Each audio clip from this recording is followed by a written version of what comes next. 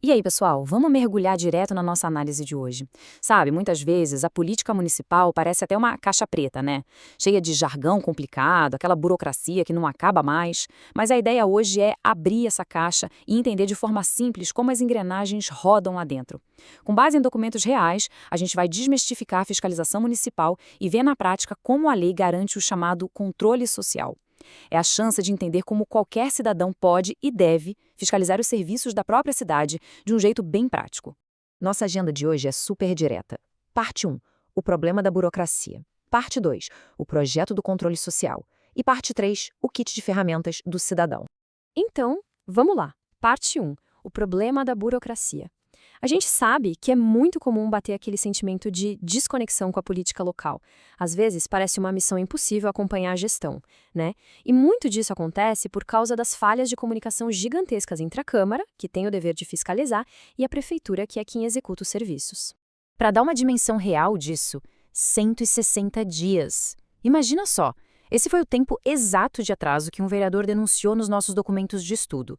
160 dias para a Prefeitura responder a um simples requerimento oficial. Segurar ou omitir informações por quase metade de um ano não é só um mero detalhe burocrático, é uma falha gravíssima de gestão que trava completamente o trabalho de quem está lá para fiscalizar e cobrar melhorias para a população. E o pior de tudo é quando a resposta finalmente chega e não diz nada com nada. Temos o caso real de um ofício onde a Câmara questionava sobre um muro de arrimo na Rua Eduardo Rocha, que estava desbarrancando e levando muito perigo aos moradores. A resposta oficial da Secretaria de Infraestrutura disseram simplesmente que a empresa de logística já tinha começado a manutenção da linha férrea. Pois é, omitiram o muro e falaram de trem. São exatamente essas respostas evasivas que deixam a comunidade sem saída e estagnam o progresso da cidade. Bom, isso nos leva à parte 2, o projeto do controle social. Entender as falhas é essencial, mas agora a gente precisa olhar para o manual de regras, a base de como a prestação de contas deveria realmente funcionar. E a palavra-chave aqui é controle social. Pode até soar como um termo jurídico super técnico e intimidador, mas, na verdade, significa a participação ativa da sociedade no planejamento, no monitoramento e na avaliação do que a prefeitura faz. A lei garante que ninguém precisa ser só espectador, sabe? A fiscalização dos gastos públicos é um direito nosso e uma ferramenta empoderadora para o dia a dia. Para ajudar a visualizar quem é quem nas decisões locais, montamos um guia de estudo bem rápido. A gente tem o Conselho Municipal de Saúde, que junta governo e sociedade civil para garantir transparência real nas políticas públicas e nos gastos da saúde. Tem as comissões especiais lá na Câmara, focadas em analisar com uma lupa os contratos públicos e as leis de orçamento, como a Lei de Diretrizes Orçamentárias, a LDO. E, claro, as audiências públicas, que são aquele momento crucial para o debate direto da população com quem está no poder. O trabalho dos vereadores e dos conselheiros é praticamente a espinha dorsal dessa estrutura de transparência. E já que o assunto é saúde e controle, a gente precisa desmistificar uma sigla super importante, o RDQA. É o relatório detalhado do quadrimestre anterior.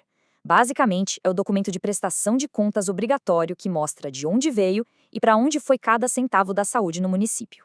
Ele detalha tudo, os gastos, os serviços oferecidos e o resultado das auditorias.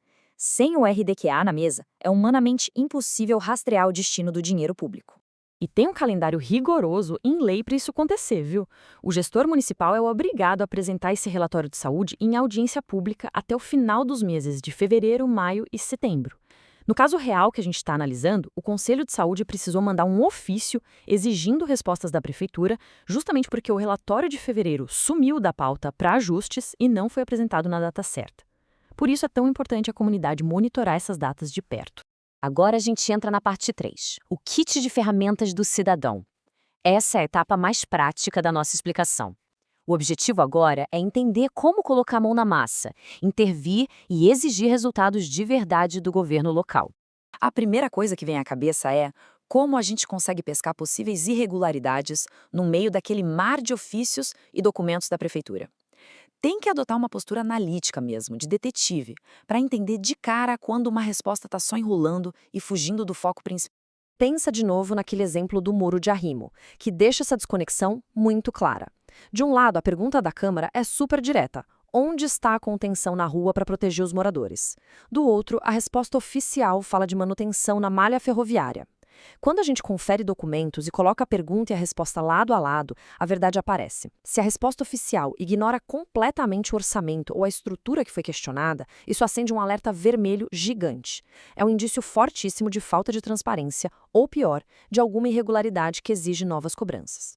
E para não deixar essas coisas passarem batidas, acompanhar as reuniões do Conselho e da Câmara tem um passo a passo simples. Primeiro, procurar o Diário Oficial do município na internet, que é onde os contratos viram realidade. Segundo, ler as atas aprovadas das reuniões. Uma ata bem redigida é uma mina de ouro para achar decisões que não foram cumpridas e mapear atrasos administrativos. E terceiro, assistir às sessões. Hoje em dia, muitas câmaras transmitem tudo pelo YouTube, o que permite fiscalizar o debate inteiro em tempo real, da tela do celular. Falando em tecnologia no celular, a inovação traz ferramentas fantásticas para as ruas da cidade. Olha o exemplo de propostas mais modernas, como o Projeto de Lei 06/2026. A ideia é colocar códigos QR bidimensionais em todas as placas de obras públicas, permitindo uma fiscalização eletrônica imediata e super acessível para quem está passando pela calçada. Olha como é um tutorial digital simples e prático. Passo 1. A gente encontra a placa da obra lá no bairro. Passo 2. Aponta a câmera do celular para o código QR. E passo 3. Cai direto numa página oficial para verificar o orçamento aprovado, quem é a empresa contratada e o status daquela execução. É literalmente fazer uma auditoria completa na palma da mão. Para amarrar tudo que a gente desmistificou hoje, dá para resumir o controle social em 3 ações práticas e essenciais. Primeiro, marcar presença nas audiências públicas de orçamento e de saúde, porque estar lá faz toda a diferença. Segundo, monitorar de perto os prazos legais da Prefeitura, como aqueles do relatório RDQA. E terceiro, usar sem moderação todas as ferramentas digitais disponíveis, desde diários oficiais online até os QR Codes nas placas, para fazer auditorias independentes da cidade. Tudo isso deixa a gente com uma reflexão final que é impossível de ignorar. Quem é que está de fato cuidando do orçamento da nossa cidade se a sociedade não estiver de olho? O controle social é muito mais do que um direito no papel. É o único jeito de garantir que o dinheiro público se transforme em melhorias reais para as pessoas.